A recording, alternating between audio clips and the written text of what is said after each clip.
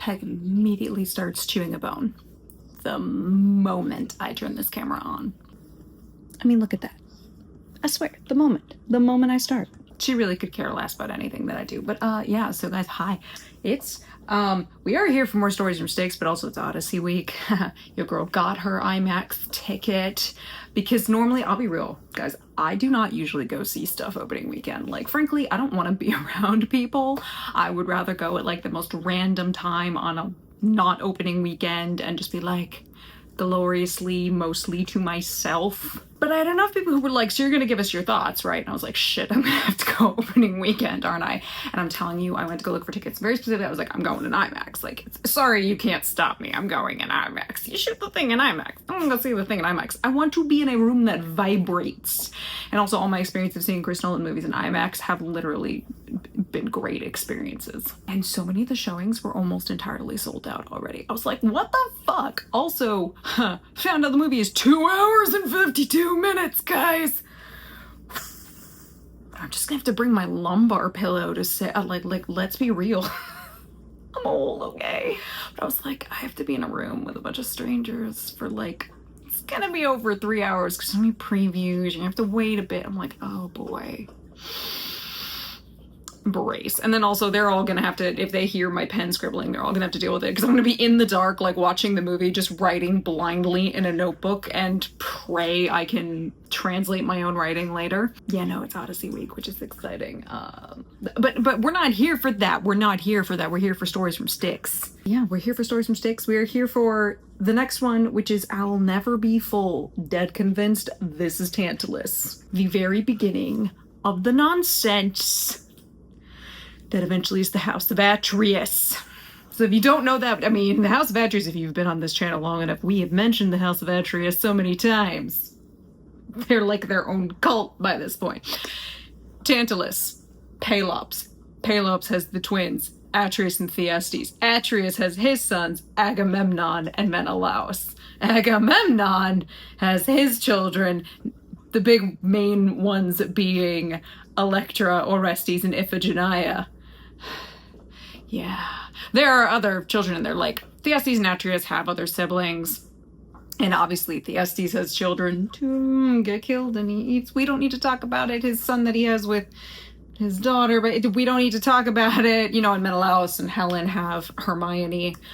Yes, that is where that name comes from. But yeah, no, this is the very beginning of the bloodline that is the House of Atreus. The absolute, probably most cluster-fucked bloodline of all cluster-fucked bloodlines in ancient Greek mythology. And again, that fucking says something. Boy, it sure does. So let's hear a song about it. A poet's tongue lingering in the longing for a taste of the... Already, first off, why do we sound so French? I swear to God, Casper, if this is some sort of fucked up version, oh my God, it's a fucked up version of Be Our Guest.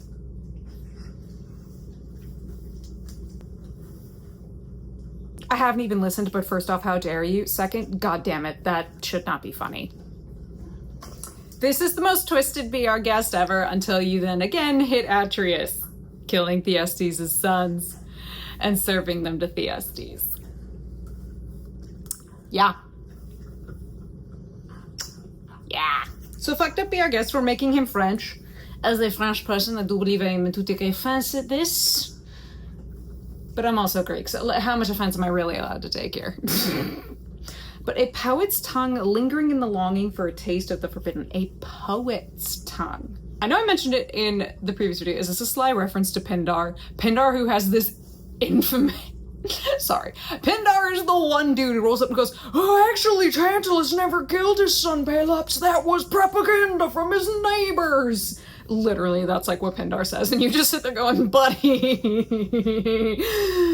Just, okay, buddy. And like, okay, Maurice. Like, you turn into Gaston. Since I'm gonna roll with this Beauty and the Beast, Be Our Guest shit. Like, you turn into Gaston going, okay, Maurice.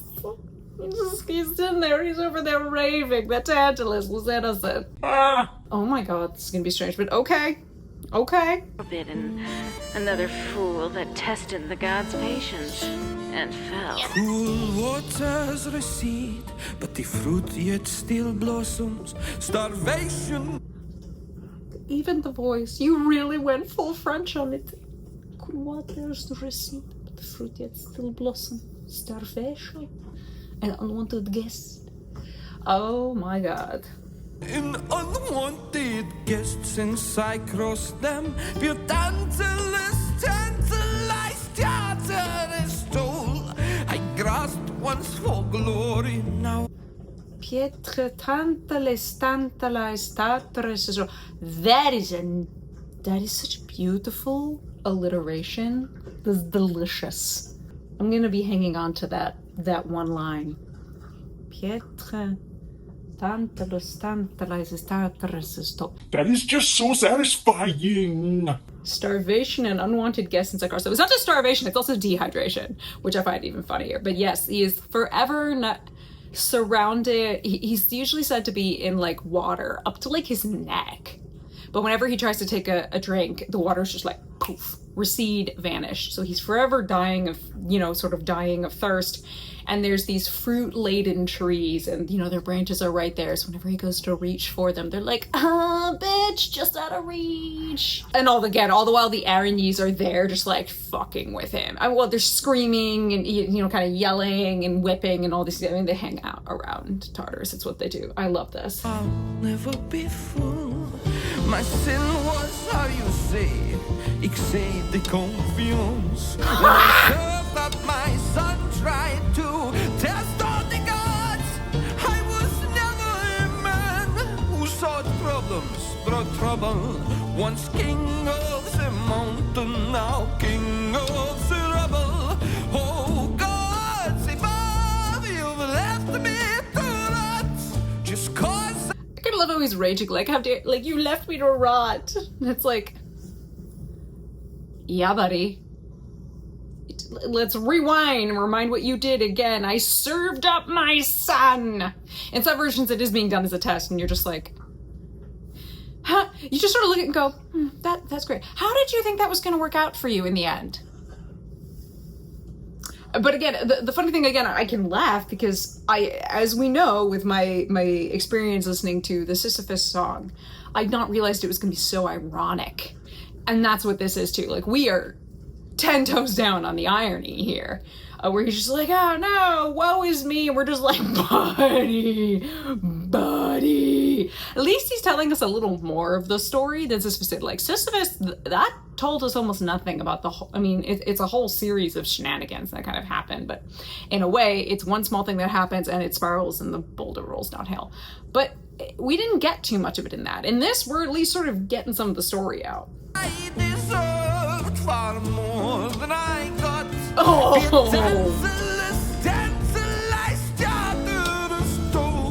I grasped once for glory, now I'll never be full.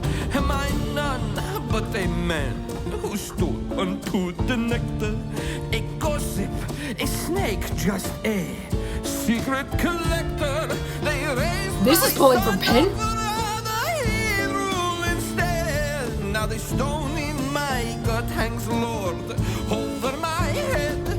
I have to wonder, Casper, are you fluent in French? I'm not at all. I have several family members who are, and obviously my paternal grandfather is from Paris. But the inclusion of the French words to obviously go with the vibe and this sort of, again, I'm continuing this vibe, this fucked up be our guest that we have having here. I love this. A gossip, a snake, just a secret collector. They raised up my son, rather he rule instead. Which very clever way of putting the raised up my son's rather, the D apostrophe rather, like you cut out the wood, and it's very clever use of writing there, which you really can only do in like lyrics. It kind of mimics speech in that way, but that's coming from Pindar. Again, Pindar has this whole version where he's like, oh, Tantalus is actually innocent, it was all propaganda from his neighbors. Everybody was jealous of what Tantalus already had. You then have, Pelops sort of gets put on the throne, like all of this, and I'm just like, yeah, nobody believes this, because also, again, everybody that asks the question, so then why is he punished in Tartarus?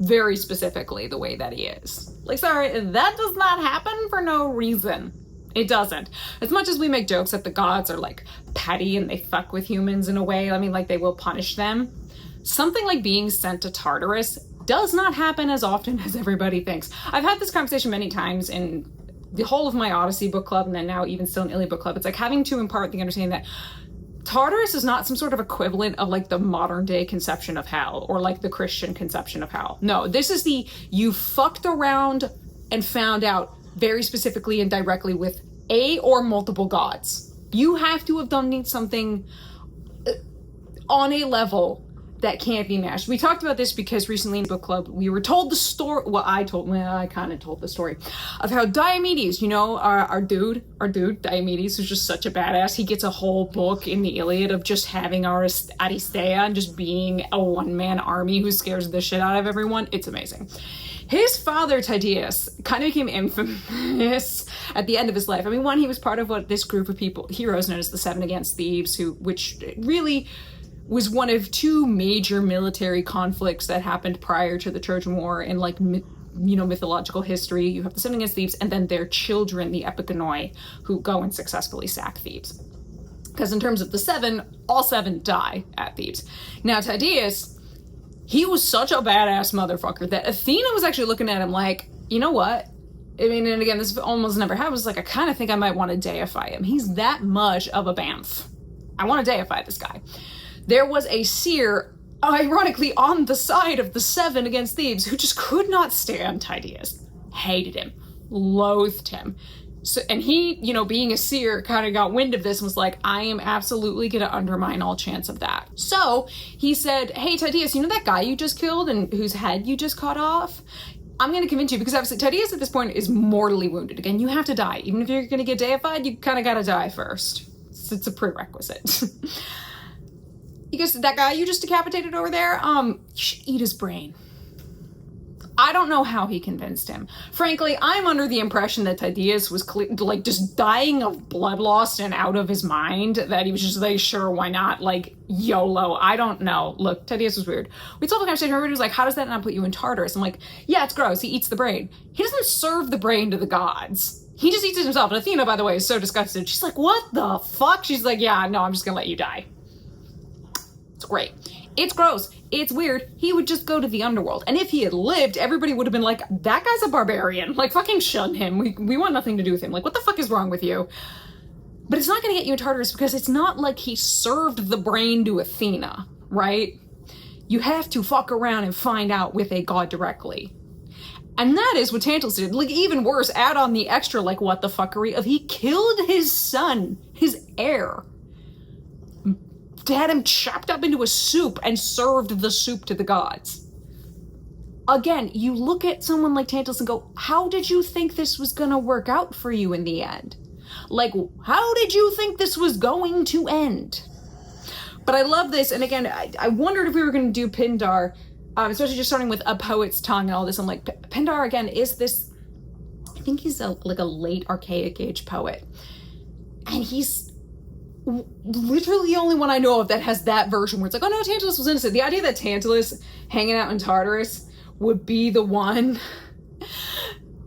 like, Tantalus would be the one to hear of this one version and go, yeah, see, unfair to me. And I'm like, I love the irony of all of this. Oh God, say Father, you left me to rot, just cause I deserved far more than I could. Nope.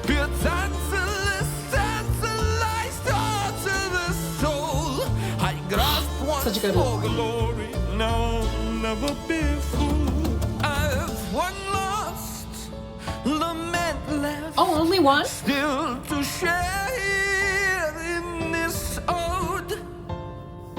Dear goddess of harvest. Demeter? And your griefs laden low. Oh. My Lord here has opened my empathy's eyes. I don't think it has, but okay. I know how it feels to be ever reaching for some unobtainable prize.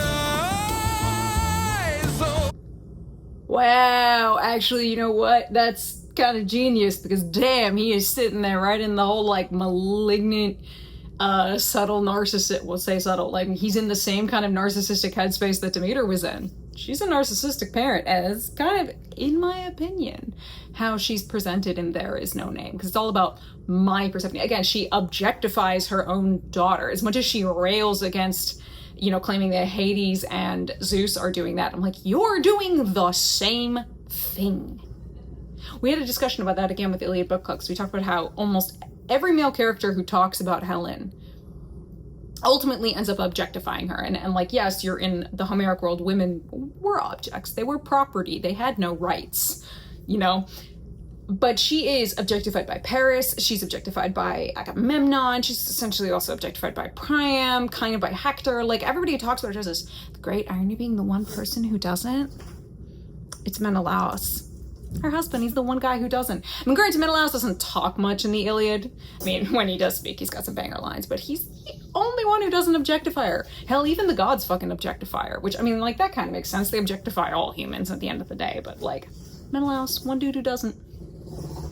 Food for thought, I'm just saying. Also, again, love the fact that the two scenes Helen has with Paris, she's just ripping him a new asshole verbally and like emasculating him and demeaning him and just shitting on him. And I'm like, I love her so much.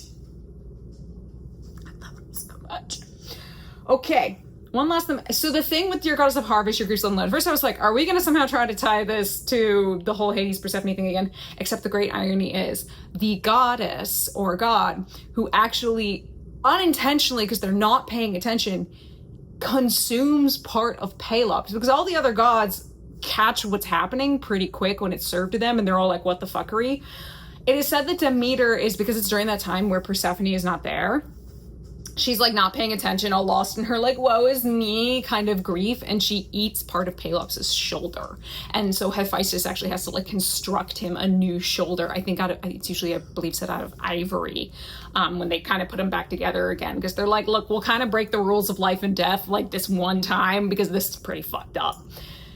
So the idea that he looks at another narcissist who also happens to be a parent and essentially objectifies and treats their child like a commodity, that he links with her, I think is a moment of absolutely, from Casper, I will say from you, it's incredibly self-aware, because it's very aware of who these characters are and the headspace that you are kind of exploring with both of them, and especially because you're doing it in their POV, but it's also utterly oblivious on the part of Tantalus. Like, he thinks he's being like, yeah, see, Demeter, I get you, queen. Except we're all just like, you're both fucked up narcissistic parents who, like, in different ways were ultimately harming your children and treated them as objects. That is so smart. Like, again, I thought the Sisyphus one was funny as hell, because I was like, oh my god, it's so clever to have it be so ironic. This takes it even further. Is the major theme of this just kind of irony? Like, dramatic irony? Or a lack of self-awareness kind of irony? Because because obviously initially I looked at the track list and I was like, Achilles' Lullaby, and later I know we have a song with Eros, which I'm assuming is Eros and Psyche, really did feel like outliers just on the surface. And even after listening to Sisyphus song, I wasn't sure. But I did say with Achilles' Lullaby, the great irony is that everything she's singing about, and if, you know, that had been her intent, if she were like, he'll have all this great glory and whatever, because I'm dipping him in the Styx, it's like, no, actually, ironically, if you achieved your aim there with this whole Styx gambit, he wouldn't get any of those things. And then you have Sisyphus, where it's like, it's so greatly ironic that he's like, I didn't do anything wrong. I don't know what's wrong with them. They're just so mad at me. It's so weird. And then here we have Tantalus looking at Demeter like, I see you, we're the same. And I'm like, yeah, you are, but you're saying that like in like a way, and you're saying that like a win. But it's not. It's an condemnation of both of your characters. You're like, oh, is irony like the theme here? Is that the through line here? Is it just sort of like dramatic irony and lack of self-awareness? Because honestly, that would be really funny. Because I'm still convinced the next song is Theseus and his idiot friend Pirithous. And then if you do Eros and Psyche, I think you have room to play with that. Okay. Oh! Oh! Just 'cause First, okay, look, I got it. I don't know who was singing. First off, you're having a great time. Also, oh God, like that sound, ooh, my throat hates doing that. Like I have to pulse. I mean, you watch me pull my head back, so it's the only way I can like kind of force my like false, is it like your false chords to like vibrate over top your chords? It's a technique and it's really hard to do and really easy to screw up your throat doing it. It so suits this sort of, again, I'm calling it like stereotypical, like very French sound with the accordion and everything else in the back, which it's just, again, this is the most fucked up BR guest ever. But it's great because, again, this is like, he's so bitter that this is happening to him. And we're just like, again, you fucked around and found out. And the singing is great. This is amazing. And the commitment to the French accent.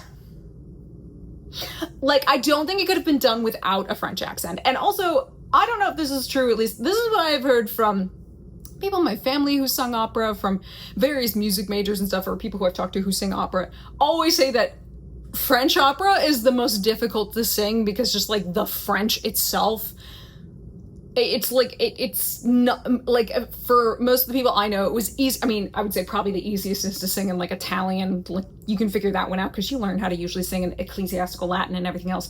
And then German can be kind of tricky, but that like French is like you want to go yeet yourself off a cliff. So that I like, again, such big kudos to the singer. This is phenomenal. I love this sound you're creating and the effect it has, how it works with the music. Still gets through the anger, like this sort of self-righteous indignation he's got. Oh, vibes. It's all vibes. Far more than I got. Built Tantalus, I grasped once more. Okay, I know. I'm pausing a lot here. One, again, I've said Pietre Tantalus, Tantalus, Tartarus, soil. And even the way you say it, there's a kind of rhythm to it.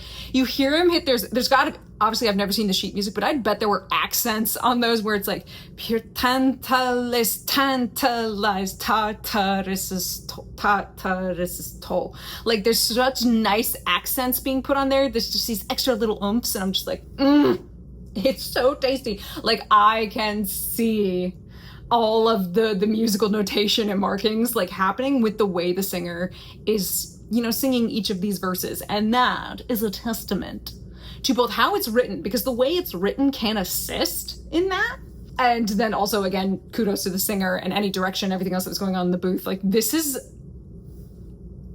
I'm having the same experience I did with the first album where I was like, I never knew what sound I was going to get. And yet each time I was just like so pleasantly delighted and surprised. And like, I'm just like chuffed at like sort of this such eclectic sounds, things I wouldn't think of.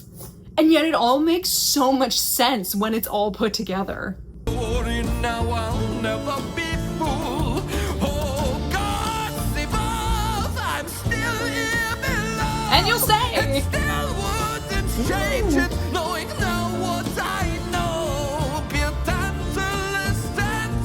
You'd still do the same? Hold on. That's out of pocket. Is he saying he would still kill his son and serve him to the gods knowing what will happen?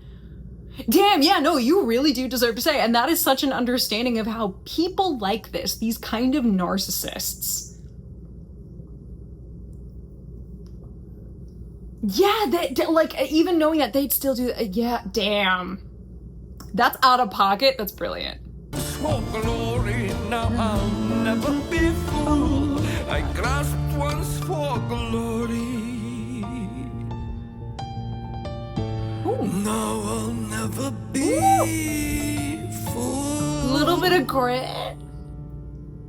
That grit is so nice. That grit was so nice. That was like so unhinged in the best way. Again, the most fucked up BR guest I will ever hear. Sorry, I couldn't get out of my head once I heard French and it's about dining. I was like, oh my God, it's BR. This is the most fucked up. Again, the only other most fucked up BR guest moment, we'll say, serving of a meal, would be Atreus serving Theseus' own sons. That's it. Again, and hey, there you go. That is, hey, Tantalus, that's your grandchildren, by the way. That's your grandchildren. You so fucked up this bloodline. Because it's like, man, you didn't even affect you. You ultimately ended up creating a chain reaction of just misery and like psychotic individuals. I remember once writing a paper when I was in uni. It was for a myth class, and I was linking together the plays.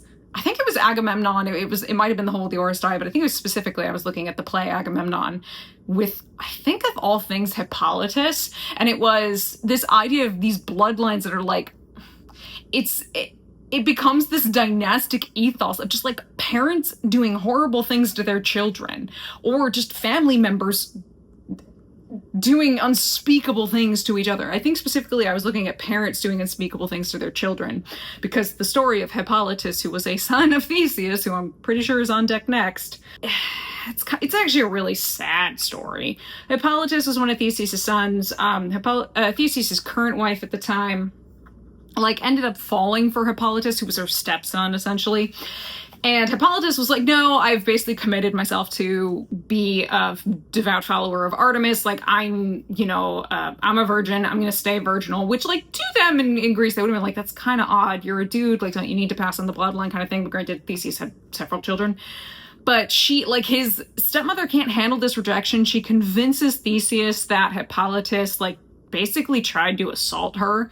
And Theseus calls out to Poseidon, who I guess kind of owes him a favor, and he's just like, my terrible son Hippolytus did this, and gets Poseidon basically to help achieve Hippolytus's death. So Hippolytus dies kind of unfairly. It's a sad moment. There's a similar story that occurs actually with the character of Bellerophon, or Bellerophon, who's famous for riding the Pegasus, slaying the Chimera. One of the early heroes. Like, if you're looking at a rough, wibbly-wobbly timeline, Bellerophon's pretty early on. Yeah, like, Tantalus, with his sin, you'll say, with Pelops, with what he does, and then just taking it further, serving it to the gods, which is just sort of the extra, like, are you fucking kidding? What were you thinking? Even more so. Does set this precedent of this dynastic ethos of just like fathers doing horrible things to the next generation in that family. I mean, he kills Pelops. Pelops has to be kind of like cheat coded back to life by the gods in like sort of a, this is the only time we do this, guys. Pelops ends up having to banish his own sons, Atreus, Thyestes, and he banishes his wife, Hippodamia, who he has the whole chariot race and everything for, because they were like potentially plotting to, or like Hippodamia was kind of seemingly, it seems unfortunately involved, but I think it's that Atreus and Thyestes, who are twins by the way, like kill their half-brother or something. So Pelops banishes them, then obviously Atreus and Thyestes end up settling in Mycenae. That goes awry with them eventually swearing vengeance on each other. You know, Atreus kills Thyestes' sons, serves them to Thyestes in like a stew, and Thyestes apparently like belches. He just eats with gusto, which is just like, it's so gross. Thyestes then swears revenge. He essays his own daughter to basically father his own grandson. I mean, I'm telling you, this bloodline is so fucked up. It does not come to an end until after the murder of Agamemnon by his wife. And by the way, Agamemnon, who had sacrificed their own daughter, which he is forever bitter at the prophet Calchas for that. And I think I would hold beef too if you told me that that was something I had to do. Again, I turn you to our Iliad book clubs, where book 1, we talked a lot about Iphigenia at Aulis and sort of what happened there, because it plays a role, because that same prophet rolls up. He's like the most miserable prophet alive. He always rolls up with bad news, I swear. But it's not until after Agamemnon is killed, his son Orestes comes in and murders his mother and his grand-uncle, the child who was basically born of forced incest, who was sleeping with the whole long, again, messy bloodline, kills them, but then he has to be ritually cleansed of doing this. And that's where it ends. It's only after he gets ritually cleansed. I mean, he sort of has a little kerfuffle with Neoptolemus over Hermione, but like other than that, that's it. There's no more stories. But because at that point, the Bronze Age basically ends, right? The Age of Heroes is done. And then thankfully for Menelaus, I mean, I say thankfully, but like other than the Trojan War, that's like the only shenanigans that happened for poor goddamn Menelaus and Helen. Like other than that, they're fine. Which I'm like, thank God. Like you guys are the only basically unproblematic ones, we'll say, in this clusterfuck bloodline. So Tantalus starts all of that. So again, that line where he's just like, yeah, knowing what I know now, basically I'd still do the same thing. To me, it's just I sit there and blink, like that is so out of pocket. But a narcissist like that, a hubristic narcissist like that, a so self-involved, self-pitying piece of shit like that would absolutely still believe that. It's fucking wild. I'm still not over the connection to Demeter. That to me is one of the most clever, insane, like insightful, little almost throwaway moments of dialogue. Because yes, you're referencing the myth, but given how we presented Demeter, how they function as individuals, especially in their POV songs, you're just like, oh my God, he would do that and think it's a win. But we who understand the psychology are like, bruh, you basically just called yourself out without real. Oh my God, that was great. Next, I do believe we have Theseus and his idiot friend Pirithous. Now again, it is Odyssey week. So I'm going to see the Odyssey, and then I'm probably going to spend several days trying to get any thoughts I have in reasonably coherent, intelligible order, because otherwise I would sit at a camera and, I mean, I usually do that anyway, and just sort of babble incoherently, but like I will try to reasonably organize my thoughts, which I hope will not push. It may just be that the Odyssey video reaction comes out later, and I'll still try to keep on track for Stories from STYX, but we'll see. If my schedule gets wonky because of that, I will put up a post and let everyone know. But yes, other than that, next on deck we have, I do believe, Theseus and his idiot friend Pirithous. Probably mostly Pirithous, because Theseus is bad, but he at least gets to leave at one point. So Theseus and his idiot friend Pirithous, who like literally could have just been known as the guy who participated in and won the Cantaromachia, but no. Can't be known for a cool battle with the centaurs, have to do something really fucking stupid. Big Greek men and their big dumb Greek ideas.